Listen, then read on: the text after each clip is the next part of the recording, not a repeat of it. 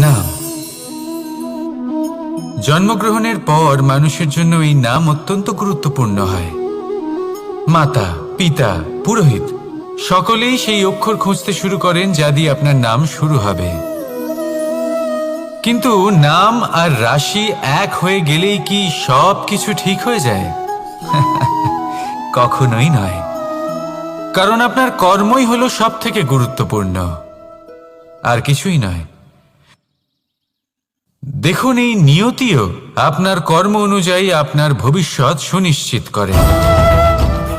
যদি আপনাকে উদাহরণ দিই তাহলে ভাবুন, একদিকে ছিলেন রাম আর অন্যদিকে রাবণ। দুজনেরই নাম শুরু হয় র দিয়ে, কিন্তু একজন পেলেন এক ভয়ানক পরিণতি আর অন্যজন সমগ্র সংসারের মনে চিরস্মরণীয় হলেন। তাহলে মনে রাখবেন, নাম নয়, কর্মই হলো শ্রেষ্ঠ। আর যদি তা শ্রেষ্ঠ হয় তাহলে আপনার নাম এমন স্থানে পৌঁছবে যা সংসারের কেউ মুছে ফেলতে পারবে না। তাহলে আসুন আমার সাথে ভালোবেসে বলুন, রাধা রাধা। অনেক সময় যখন আমরা কর্ম করি, সাফল্য লাভ করি, কঠিন পরীক্ষায় উত্তীর্ণ হই, বড় কাজ করি, আমাদের মনে হয় এই সংসার আমাদের একটু প্রশংসা করুক, ভালো লাগে। অনেকবার মনে হয় এটা হলো আমাদের কর্মের ফলই বটে, আমরা আনন্দ পাই। কিন্তু যখন আমরা এই প্রশংসা পাই না, তখন কি হয়? আমরা দুঃখী হয়ে যাই, ভেঙে পড়ি। মনে হয় যেন আমার জন্য কেউ চিন্তাই করে না। এমন মনে হয় যেন আমাদের আনন্দে অন্য কেউ আনন্দই পায় না। অনেক রকম ভাবনা আসে। কিন্তু আমি আপনাকে একটা প্রশ্ন করতে চাই, আপনি যে কাজই করেন না কেন, যে কর্মই করেন না কেন, তা কি শুধুমাত্র প্রশংসার জন্য করেন? যদি এরকম হয়ে থাকে তাহলে সেই ভাবনা এক্ষুনি ত্যাগ করুন। কারণ এই প্রকৃতি আমাদের অন্য শিক্ষা দেয়।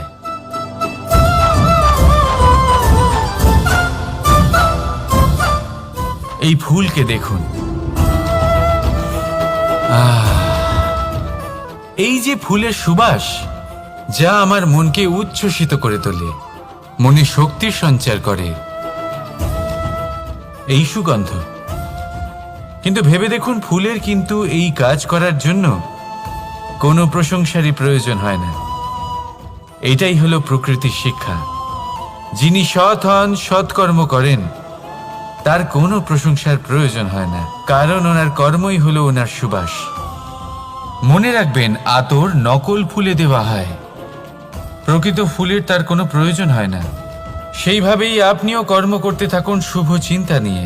এই মনকে সব সময় শান্ত রাখুন, স্বচ্ছ রাখুন। যদি এরকম করেন তাহলে আপনার কর্ম এমন সুবাস ছড়াবে যে আপনার জীবনে শুধু এবং শুধুমাত্র আনন্দই থাকবে। তাহলে এই আনন্দ সহকারে বলুন, রাধা রাধা। এই সংসারে এমন কোনো পর্বত নেই যা এতটাই উঁচু যে মানুষ তার শিখরে পৌঁছতে পারবে না, তাকে অতিক্রম করতে পারবে না। এই সংসারে এমন কোনো সাগর নেই যা কিনা এতটাই গভীর যেখানে মানুষ তার তলদেশে পৌঁছে ফিরে আসতে পারবে না।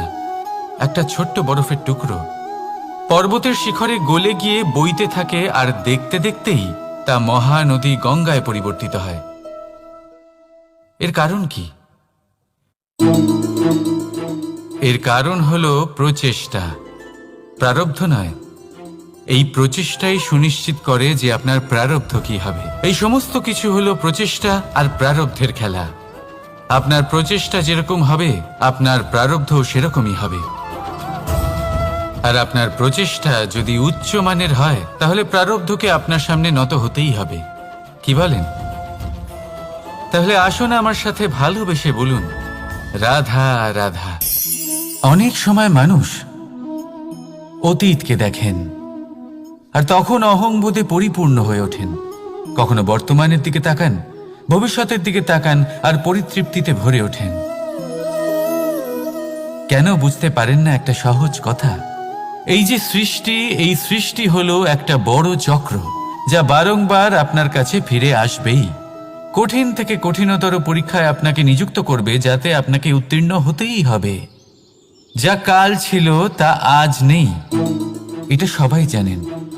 যা আজ আছে তা হয়তো কাল থাকবে না, এটাও আপনাকে মেনে নিতে হবে, তাও আবার হাসি মুখে।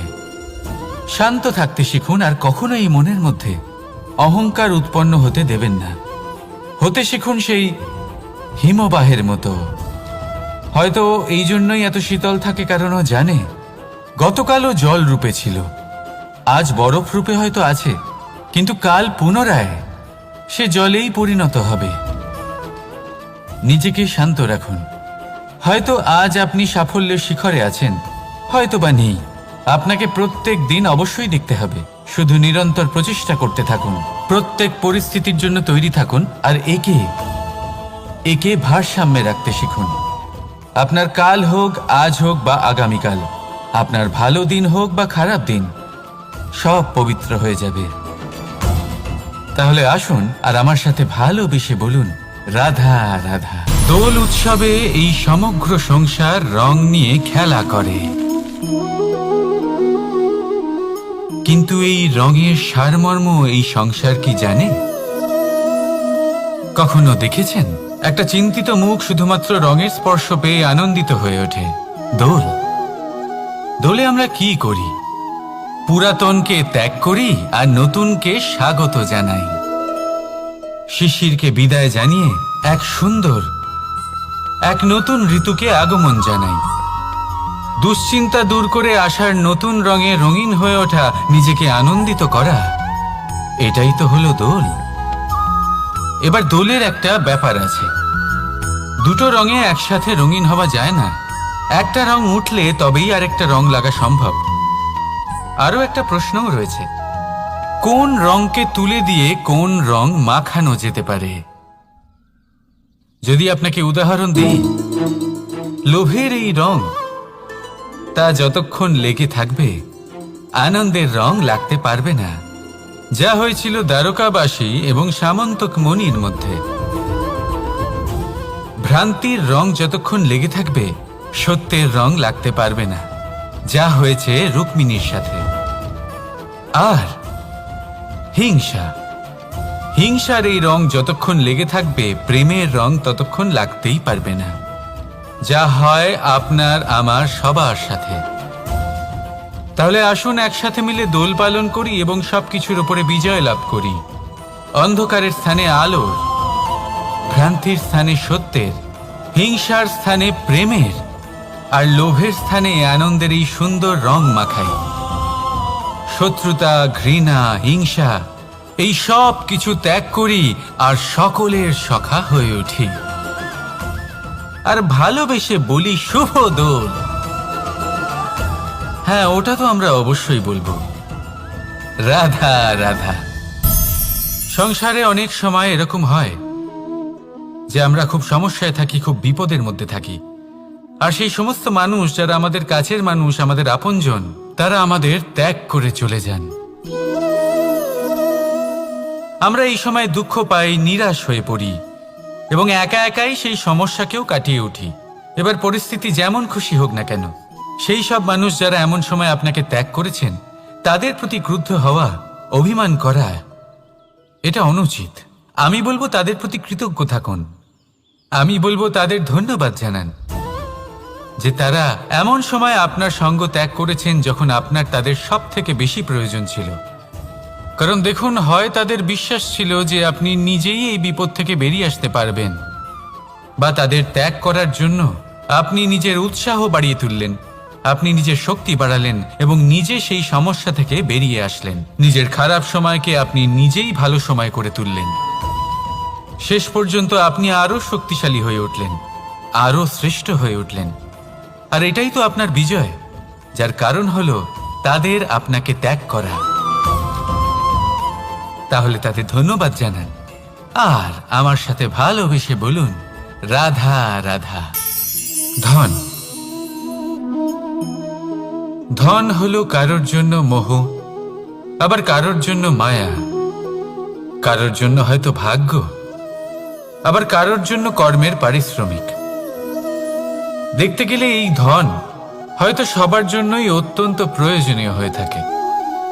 সেই জন্যই তো মানুষ নিজের সমস্ত জীবন অতিবাহিত করেন এই ধন অর্জন করার জন্য। অনেক মানুষ এমনও হয় যাদের সমস্ত জীবন এই ধন অর্জন করতেই কেটে যায়। প্রত্যেক মানুষই চেষ্টা করেন যেন তিনি ধনী হন, যত সম্ভব বেশি ধন অর্জন করতে পারেন, সম্পন্ন থাকতে পারেন। আর তা হবে নাই বা কেন? কারণ এটাই হলো এমন এক বস্তু যা আদান প্রদান এমন নানান কাজে আসে। চেষ্টা তো সব মানুষই করেন, ধন অর্জন সব মানুষ করতে পারেন না।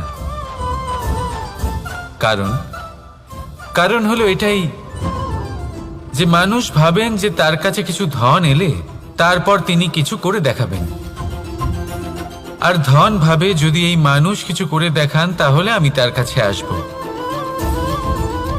সেই জন্য কিছু করে দেখান, এমন শ্রেষ্ঠ কাজ করে দেখান যাতে ধন নিজেই আপনার কাছে ছুটে আসে। যদি আপনি ধন লাভের আশায় ছোটেন তাহলে আপনি নিজের সন্তোষ ভাব হারিয়ে ফেলবেন, কিন্তু এই সম্পত্তি যদি আপনার কাছে ছুটে আসে তাহলে আপনাকে মহান বলা হবে। সেই জন্য কাজ করুন, শ্রেষ্ঠ কাজ করে দেখান, দেখবেন এই ধন ফলস্বরূপ আপনার কাছে আসবেই আসবে। তাহলে আসুন আমার সাথে ভালোবেসে বলুন, রাধা রাধা। আমাদের মনে সবসময় একটা প্রশ্ন এসেই থাকে, এই জীবন যা কিনা ঈশ্বর আমাদের দিয়েছেন, একটা জীবন। ঈশ্বর এক আত্মা দিয়েছেন পৃথিবীতে বাঁচার জন্য। যতদূর আমরা জানি আমাদের কাছে একটাই জীবন রয়েছে। আমরা ভাবি এই জীবন গুছিয়ে কিভাবে রাখা যায়। প্রত্যেক মানুষ ভাবেন যে আমি কি করি যাতে এই জীবনকে গুছিয়ে রাখা যায়, কিরকম কর্ম করব, কিরকম পুণ্য করব, কি ধরনের শাস্ত্র পড়ব যাতে আমি সেই জ্ঞান অর্জন করি যাতে জীবনটা সুন্দর করে তুলতে পারি। আমাদের সমগ্র জীবন কেটে যায় এই প্রশ্নের উত্তর খুঁজতে, সেই শাস্ত্র অধ্যয়ন করতে। এমন অনেক মানুষ তাও বুঝতে পারেন না। আসুন আজ আমি আপনাকে একটা সহজ কথা বলি যার দ্বারা আপনি নিজের জীবন সুন্দর করবেন। জীবন, জিহ্বা, এদের দুজনেরই হলো একটাই রাশি। জিহ্বা অর্থাৎ আপনার কথা, এই কথাকে সংযত রাখুন, একে সুন্দর করে তুলুন, মধুর কথা বলুন, যতটা সম্ভব একে নিয়ন্ত্রণে রাখুন। আপনার জীবন সুন্দর হয়ে উঠবে। কারণ এই শব্দ হয় অত্যন্ত শক্তিশালী। এটা হলো এমন এক বন্ধন যা আপনার সামনের মানুষকে আপনার ব্যক্তিত্বের সাথে জুড়ে দিতে পারে। তাই এই শব্দ সংযত রাখুন, একে সুন্দর করে তুলুন। আপনার জীবন আপনা থেকেই সুন্দর হয়ে উঠবে। আর আসুন এই মধুর সুন্দর অনুভূতি দিয়ে বলুন, রাধা রাধা। জীবন, এই জীবন আসলে কি?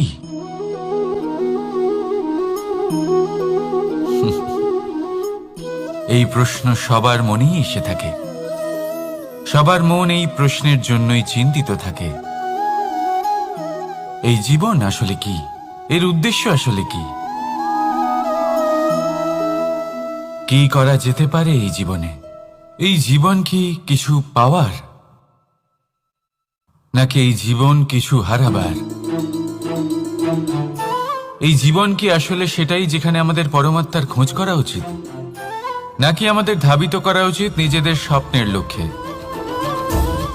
এই জীবন আসলে কি? এই জীবন আসলে অত্যন্ত সরল। এ হলো শান্ত জলের মতো, একটা আয়নার মতো। এই জীবন,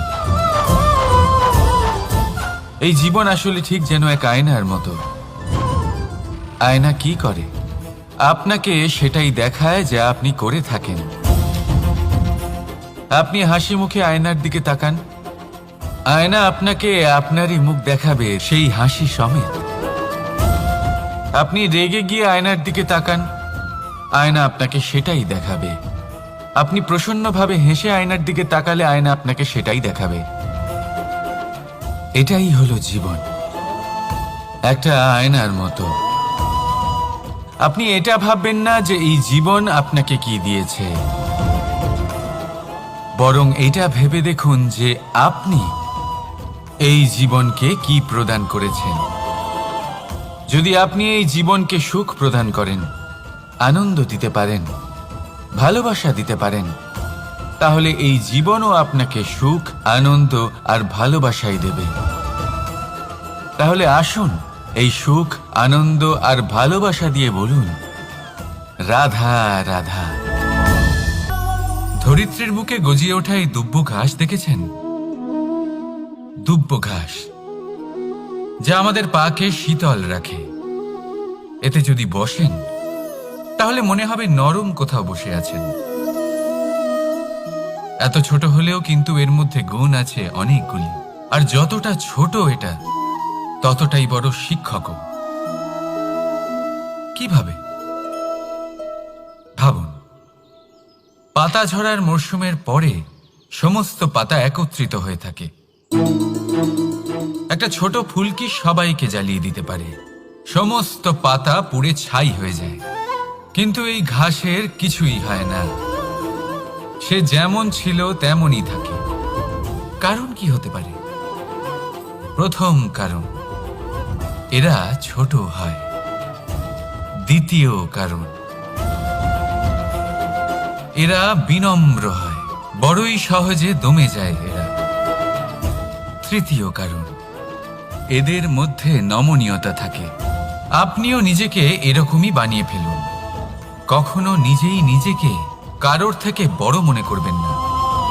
নিজের এই মনকে বিনম্র রাখুন। এবং সবথেকে বড় কথা, নিজের এই মনে সহানুভূতি, প্রেম আর বিশ্বাসের নমনীয়তা বজায় রাখবেন। যদি এরকম করতে পারেন তাহলে জীবন সবসময় সুখে কাটবে। রাধা রাধা।